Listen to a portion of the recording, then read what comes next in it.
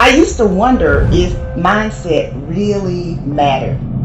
I thought that success was all about talent and skill set, but I came to realize that someone who is great at what they do can quickly be bypassed by someone who is less talented but more confident. Remember this, confidence attracts, but unbelief repels. So if you have a mindset that you are average or that you never get great opportunities, without realizing it, you are creating your reality. Many of the people you look up to, they are not super smart or super talented. You are just as smart and talented as they are. They just latched onto their dream and developed the mental fortitude necessary to keep going when they were feeling the frustration that you might be feeling right now. There's a proverb that says, if there's no enemy within, the enemy outside can do us nothing. That's why it's important that you make it a point every day. And you never stop. Because once you stop, that's when those negative thoughts will come back. Once you stop, that's when you will begin to doubt yourself. A belief can create the disease as much as a belief can create the healing. And I go, so the significance of this is profound because nobody talks about the negative belief. And I go, negative beliefs are powerful. It's called nocebo, as you mentioned. And as I said, they can cause any disease and they can kill you. Just because you believe you're going to die, you can die just from the belief. We always have to update our versions about reality because it's the only way that we adapt. Don't believe everything you've read or heard. It just may not be the truth. There's always a greater truth that you and I can begin to investigate. Surely someone in eternity has had similar problems as you and I, and they've gotten beyond it. Yes or no? Yes. So study that person. You want to be wealthy? Study wealthy people. Don't just have some panacea that you're just going to get wealthy. Read about wealthy people and find out that they lost everything and failed miserably 20, 50 times. But what they had as a characteristic, a quality in their personality is they were persistent and they kept changing and they kept forgiving and letting go of the past and kept going. And sooner or later they ran into it, and when they had all the money they wanted, it was never about the money. It was just about that they could prove to themselves that they can do it. The secret is to work on your mindset daily. Work on the way that you see the world.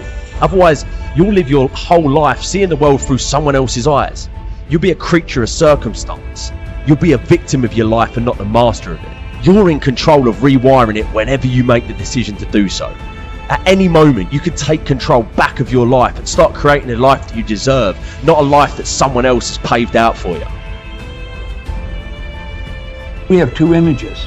We have the one that's coming back from the mirror, but we've got an inner image. And that inner self-image is literally controlling our life.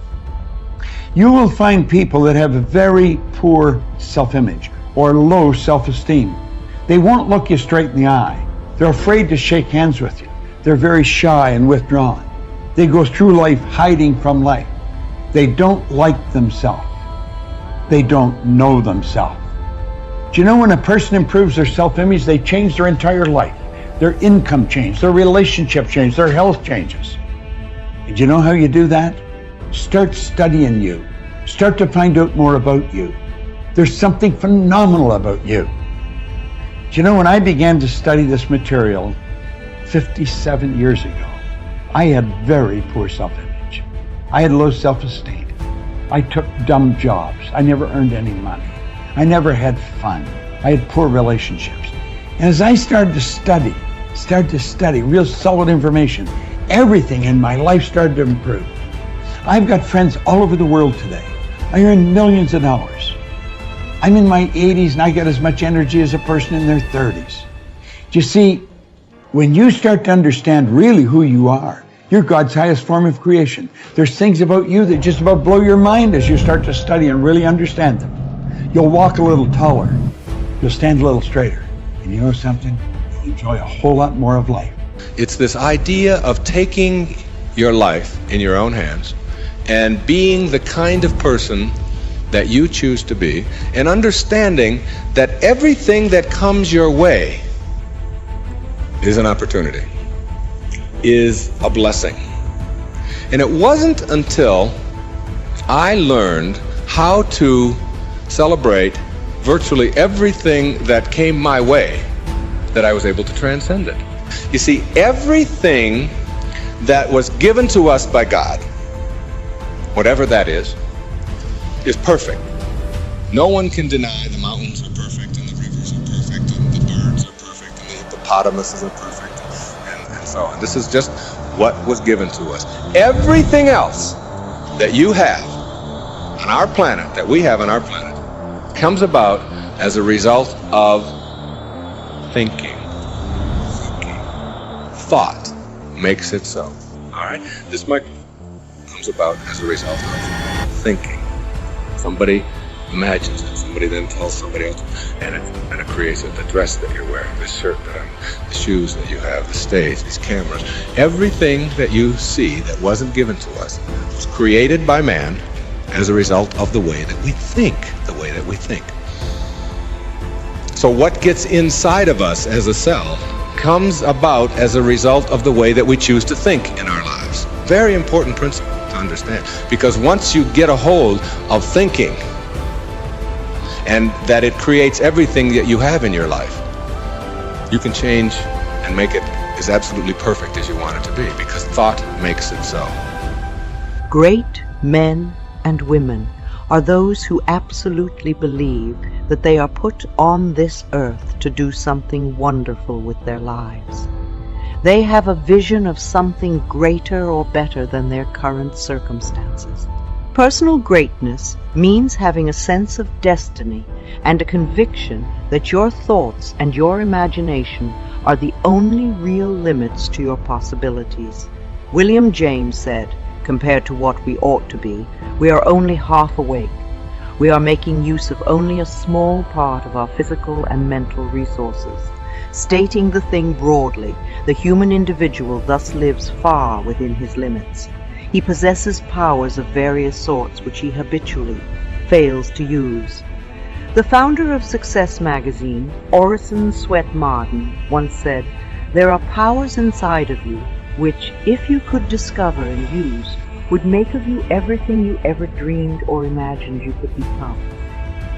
In a 5-year study of leaders reported on in his book, Warren Bennis discovered that each of them consciously avoided the comfort zone by continuously setting higher goals. They never allowed themselves to become complacent.